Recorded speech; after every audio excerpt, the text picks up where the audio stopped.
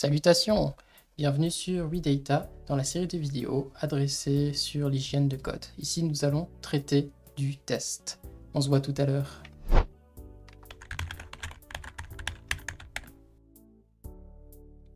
Alors ici, nous allons surtout voir un petit exemple avant de commencer un peu la partie théorique. Ici, nous allons traiter une fonction simple qui s'appelle roundSwissCurrency. Donc c'est vraiment du code écrit en Python et qui a juste pour but de pouvoir prendre un nombre et de pouvoir l'arrondir selon la monnaie suisse. Donc ça veut dire arrondir à 5 centimes près.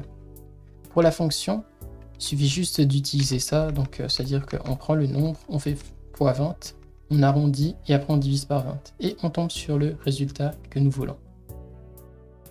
Alors pour ce faire, donc nous allons aussi utiliser un module de test, là où des tests vont être passés, il y en a 3 types. Et c'est parce que lorsque on essaie juste d'exécuter le code comme ça, on n'a aucune information. Mais voyons voir maintenant les tests comme cela a été spécifié. Si nous lançons les tests, on peut voir quelque chose comme ça, donc ne faites pas attention trop aux détails, hein. Donc j'explique juste ce qui se passe. Parce que selon les modules en fait de test ou les outils de test, donc vous recevrez des erreurs différentes. Mais il faut souvent les lire avec pas mal de patience pour pouvoir comprendre ce qui se passe. Et donc je vous fais un résumé. Donc ici, il y a 3 tests qui ont été lancés. Et parmi les tests échoués, il y en a 3. Donc ici, nous allons voir en fait ce qui se passe à ce niveau-là. Ce qui nous intéresse le plus, c'est souvent la dernière ligne. Parce qu'on voit qu'en fait, bon ça c'est dans mes habitudes, le membre de gauche, c'est le résultat qui est obtenu. Et le membre de droite, c'est le résultat qu'on est censé obtenir. Donc on voit que nous avons une liste d'éléments qui ont l'air d'être arrondis. Et ici, on dit que the round of a list should be done. Donc ça veut dire qu'on doit pouvoir arrondir une liste. Donc currency semble être une liste d'éléments qu'on doit arrondir. Pour ça, donc on peut utiliser plusieurs méthodes pour traiter la liste et arrondir chaque élément. Comme par exemple, il y a les méthodes avec les boucles for, while. Bon, moi je suis plutôt un type qui aime beaucoup le fonctionnel et qui aime bien utiliser la fonction map. On va faire return map. Donc là-dessus, je n'ai juste qu'à reproduire la même fonction qui est ici. D'ailleurs, je peux copier ça, je crois. Et pour le coller, sauf que c'est round et je dois mettre ça sous la forme d'une fonction lambda. Donc pour toutes les personnes intéressées à la programmation fonctionnelle, vous pourrez aussi nous le signaler, mettre un commentaire en dessous de la vidéo ou nous envoyer un message. Ça fait partie de nos projets, mais si vous le précisez bien en avance, en fait, nous pouvons essayer de le faire plus tôt. Donc voilà, nous avons lambda x, donc voilà la fonction qui a été faite pour arrondir. Maintenant, il reste plus qu'à placer currency. Et nous y voilà, nous avons finalement terminé le total. Donc si on essaye, parce que bon, si on lance la fonction, normalement en fait ça donne aucun résultat parce que la fonction est juste simplement comme ça. Mais c'est parmi les modules de test que ça va être évalué. Donc là, on va regarder ce qui se passe. Là, on tombe, donc comme on peut le voir, il y a 3 tests qui ont été lancés. Hein. On tombe sur 2 erreurs, 2 failures et une erreur. Une erreur, ça veut dire que c'est vraiment une erreur au niveau de la syntaxe ou du langage Python que ça a été fait. Ici, nous avons un problème parce que on dit que le float object is not iterable. Donc ici, on peut voir que nous avons fait notre fonction de map, mais on se rend compte que c'est parce que dans la ligne 9, qui est précisé ici, c'est qu'en fait, on a aussi un test qui se fait sur un nombre à virgule. Donc ça veut dire que roundCurrency doit aussi admettre un nombre à virgule. Ce qui veut dire qu'on doit aussi faire cette définition-là. Donc on va faire un if. Donc pour currency, je crois qu'en Python, c'est pour savoir si c'est un float, c'est is instance currency float.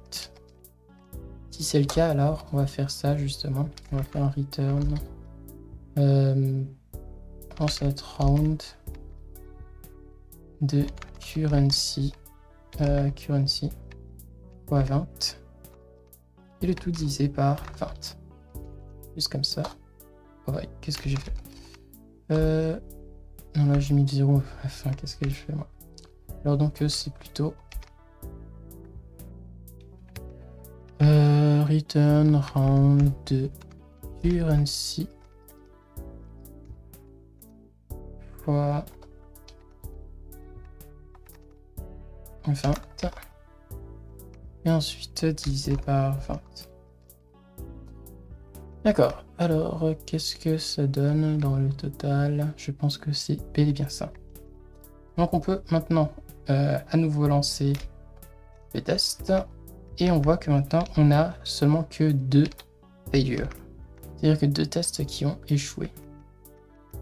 Et on voit ici qu'il y a eu une erreur d'insertion parce que finalement cela retourne un map object à la place d'une liste. Et c'est vrai qu'en Python, lorsqu'on fait un map, en fait, ça retourne un map object. Donc pour le transformer en liste, il faut préciser, liste comme ça. Yo. Donc on va pouvoir relancer le test.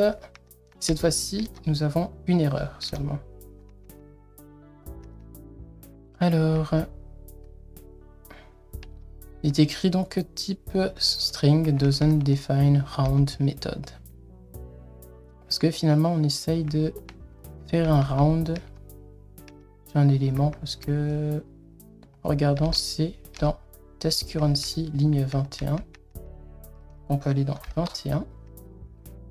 Et parce qu'en fait, le test accueille un chiffre, finalement. Non, pas un chiffre, je veux dire une chaîne de caractères. Donc du coup, lorsque cela accueille une chaîne de caractères, il faut aussi traiter le cas. Donc on va aussi faire pareil. Maintenant, si on fait un if is instance currency chaîne de caractères, un return none. Là, on exécute. On voit encore que dans le 3 tests lancés, nous avons une erreur encore, ou un failure, je veux dire. Et on voit que parce qu'on retourne none, alors que the round of an unwanted function should return -1. Donc c'est-à-dire que, on dirait que dans la définition de cette fonction, il faut plutôt qu'on retourne 1 -1 lorsque on tombe sur cette fonction. Donc si je lance, maintenant tous les tests sont passés et c'est OK. Savoir que maintenant la fonction est considérée complète selon les tests que nous avons faits. Donc voilà un des cas d'utilisation ou un des workflows qui est utilisé pour les tests. C'est qu'en fait cela nous permet en fait de spécifier quelques détails supplémentaires sur la fonction, parce que de base on savait juste que c'est une fonction qui fait des arrondis, mais avec les tests et les spécifications notées, donc on sait à peu près le comportement qu'il doit avoir, et donc les tests se font tout seuls. Donc de cette façon-là, on a la possibilité de vraiment préciser ce genre de choses et de pouvoir orienter la personne qui développe à pouvoir faire un code beaucoup plus simple. Donc c'est-à-dire que je pourrais écrire mes tests aujourd'hui et que dans 5 mois, je puisse quand même créer une fonction qui reste assez logique dans le code grâce aux spécifications qui ont été données dans le test. Et à partir de là, je peux modifier ma fonction comme je veux, parce que finalement, je sais que le test va toujours me réorienter vers une forme de fonction qui marche bien. Comme par exemple, je vois que ici, la fonction de round se répète souvent, donc je peux créer peut-être une fonction comme ça, disant, oui, on va mettre Swiss round, disant lambda, qui va faire justement lambda x qui vaut round de x fois 20 et divisé par 20. Donc défini comme ça. Donc de cette façon là on peut faire Swiss round de currency, par exemple. Et là, on peut faire un Swiss, je crois alors Swiss round comme ça. Que c'est juste une fonction qui est définie. Donc, lorsque je lance maintenant le test passe toujours. Et donc, on sait que la fonction reste quand même en bonne santé. Donc, si j'avais fait une erreur en mettant comme par exemple Swiss round de currency plus 1 qui se rajoute comme ça. Bon, ici à ce niveau-là, il n'y a pas de souci. On voit qu'il y a une erreur parce qu'on tombe sur 4,5 plutôt que 3,5. Donc voilà, le test nous permet vraiment d'avoir un code assez stable. Donc retournons dans le cas du test. Comme on l'a vu, les tests nous permet vraiment de pouvoir définir les choses qu'on veut dans un programme. Donc pour nous donner un exemple, on pourrait imaginer une classe personne, donc une classe qui définit juste des personnes qui ont un nom, un prénom, un âge, un sexe et un salaire. En prenant ça, donc pour notre premier exemple, on peut créer un constructeur, donc quelque chose qui va construire l'objet personne, cette fonction-là, qui va juste prendre le nom, le prénom, l'âge, le sexe et le salaire. Si le nom et le prénom avec le sexe, comme par exemple c'est des chaînes de caractères, l'âge et le salaire, ça peut être des nombres. Mais comment être sûr justement que le code va bien se comporter? Comme par exemple, si on utilise le constructeur en mettant un âge négatif, comment va-t-il réagir? Parce que normalement, une personne ne devrait pas avoir un âge négatif. Donc ça ne devrait pas être en mesure de définir ou de créer une personne en tant que telle. Ou bien même, que faisons-nous si on crée, comme par exemple, un truc qui n'est pas non plus très logique, un mineur qui a un salaire mensuel?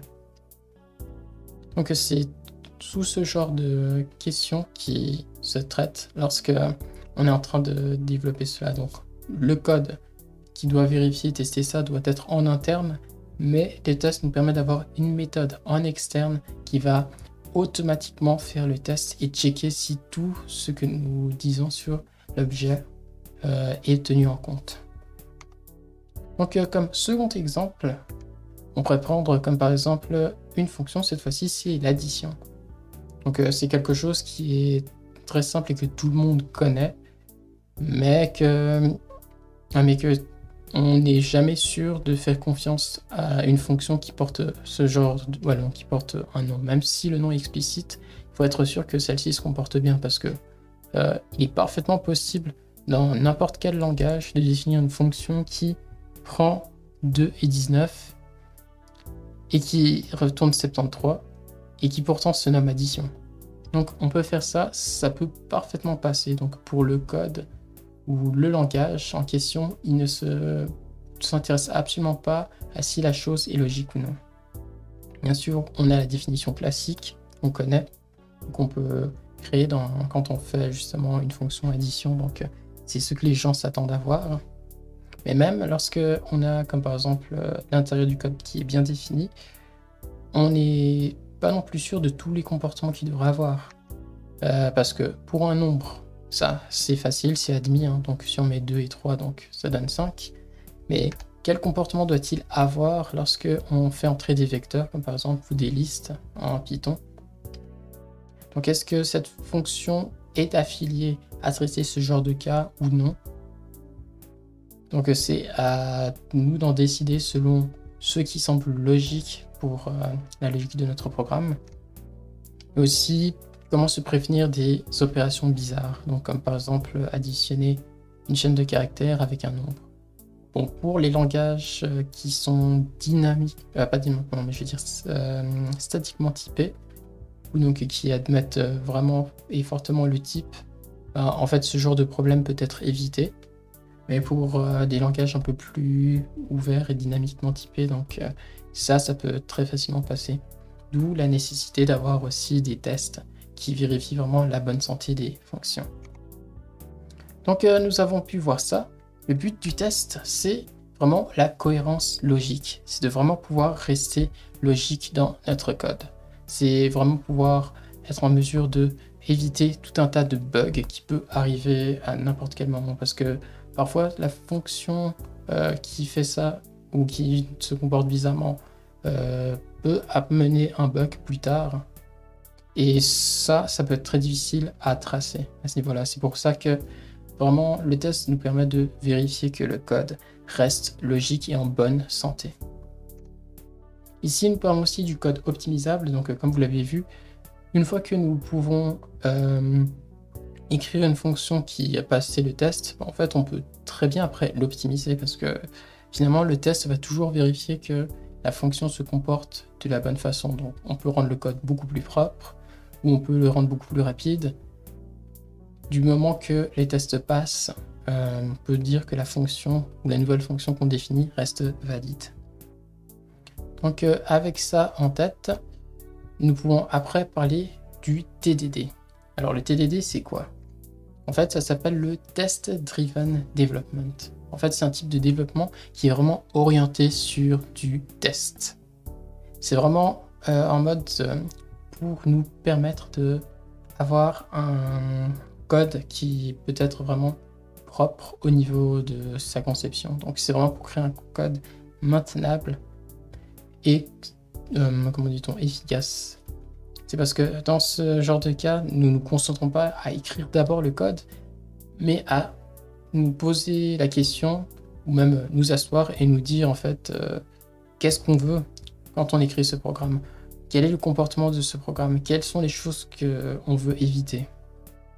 Et c'est pour ça que nous avons ça. Et les Test Driven Development a quelques étapes, hein, donc c'est souvent la définition des spécifications. Donc on se dit je veux tel objet, telle fonction, j'aimerais qu'il se comporte de telle façon, qu'il soit capable de faire ça, qu'il ne fasse pas ça, des choses dans le genre. Et ensuite, deuxième étape, on écrit d'abord les tests. C'est vraiment important. Les tests doivent être écrits après le code. Parce que c'est vrai qu'on est vraiment tenté d'écrire du code, ensuite de le tester après. Non, il faut d'abord écrire les tests. Donc si on sait exactement ce qu'on veut, donc si on a bien pensé le code, donc on devrait être en mesure d'écrire les tests qu'il faut et peut-être les rajouter ultérieurement. Mais d'abord, il faut commencer par l'écriture des tests. Et après, l'écriture du code. Et ensuite passer au refactoring, qui va aussi être en partie le sujet de la prochaine vidéo. Mais donc, le refactoring, c'est juste une façon de réécrire le code, comme on l'a dit, donc soit plus proprement, ou soit de façon plus efficace. Et donc on peut vraiment le voir comme un cycle, le TDD. Savoir qu'on essaye de créer d'abord une zone RAID, là où nous créons des tests qui vont pour la plupart du temps ne pas passer. Et ensuite on va écrire le code qui va nous permettre de passer les tests. Donc comme ça, ils arrivent en green. Et ensuite, à ce niveau-là, on peut alors refactorer le code donc pour le rendre plus propre et pour l'optimiser afin qu'il soit d'une meilleure qualité. Et à partir de là, une fois qu'on a terminé l'étape, on refait la même chose, on écrit les tests, pour vérifier justement que le code passe. Donc on écrit vraiment le programme qui passe les tests et on refactor. Et on fait ainsi de suite en tournant en boucle. Donc voilà, c'est juste pour vous dire que le test est une zone vraiment très importante dans le développement du code et donc même dans les équipes, nous avons vraiment une personne qui est dédiée pour faire le test. Donc nous avons un testeur de code. Parce que dans le test, il n'y a pas seulement que juste vérifier que le code fonctionne bien, parce que nous avons aussi quelques informations sur les types, sur le test, sur le comportement du code. Quelques éléments aussi sur la couverture de code, donc quels sont les éléments qui concernent principalement tel type ou tel élément. Nous avons vraiment en fait de tout. Et aussi pour le type de test, il y a d'autres paradigmes qui peuvent être utilisés comme le paradigme logique. Il y a aussi certains programmes comme Prolog ou même comme Coq qui permettent en fait de faire de la spécification et de faire des preuves dessus. Donc ouais, il y a pas mal de choses qui peuvent être faites rien qu'avec le test et ça peut être un métier à part entière. En tout cas, félicitations d'avoir suivi la vidéo jusqu'à maintenant. Nous avons terminé pour le test. Donc comme vous le voyez, c'est un sujet extrêmement vaste, mais j'ai seulement présenté donc une partie du test qui pourrait être intéressant si on veut développer notre propre programme et notre propre package ou module. Donc grâce à ça, on peut vraiment créer des tests qui vont accompagner tout le code dans sa durée.